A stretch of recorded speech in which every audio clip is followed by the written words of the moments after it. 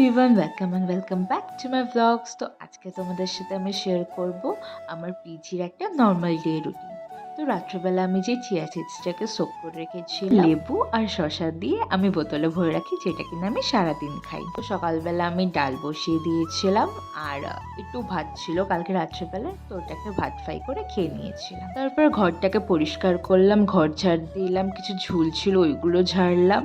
আর কালকে আমি যেহেতু আম নিয়ে এসেছিলাম, তো ভাবলাম তাহলে আজকে আম ডালি করব। তারপর আমি পেডিকিউর করতে বসে গেছিলাম, বিকজ আমার যেদিনকে পেডিকিউর করার কথা ছিল সেদিনকে আমি পিজি চলে এসেছিলাম। আর এই পেডিকিউর পুরো ভিডিওটা আমি তোমাদের সাথে অলরেডি শেয়ার করে দিয়েছি, যারা এখনো দেখোনি তারা গিয়ে একবার চেক করে আসতে পারো। আর আমার মুখে না প্রচুর আনওয়ান্টেড হেয়ার হয়েছিল, আর আমি ওটাকে থ্রেডিং করতে একদম প্রেফার করি না, বিকজ আমার বহুত পেইন হয়।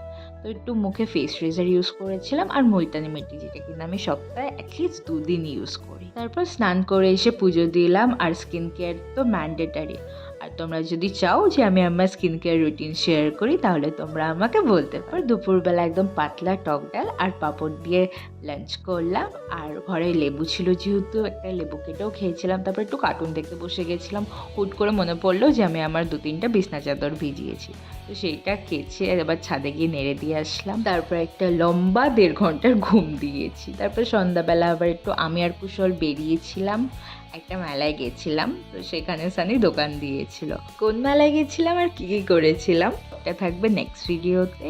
তো তারপর ওখান থেকে বাড়ি চলে এসেছিলাম। বাড়িতে এসে আমি একটু ছোলা ভিজিয়ে দিয়েছিলাম সকালবেলা টিফিন নিয়ে যাবো বলে, আর একটু আলু সিদ্ধ বসিয়ে দিয়েছিলাম, বিকজ আমার না টক ডালের সাথে একটু আলুর চোখা খেতে ভালো লাগে। তো যাই হোক, আর বাইরে তো প্রচণ্ড ঝড় হয়েছিল সেদিন, খুব সুন্দর হাওয়া দিয়েছিল। তো সেদিনকে আমি প্ল্যান করেই রেখেছিলাম যে তাড়াতাড়ি করে খাওয়া দাওয়া করে শুয়ে পড়বো, আর আমার তাড়াহুড়োর জন্য আমি খাওয়ার ক্লিপ নিতেই ভুলে গেছি। তো চলো আজকের জন্য এইটুকুই, বাই।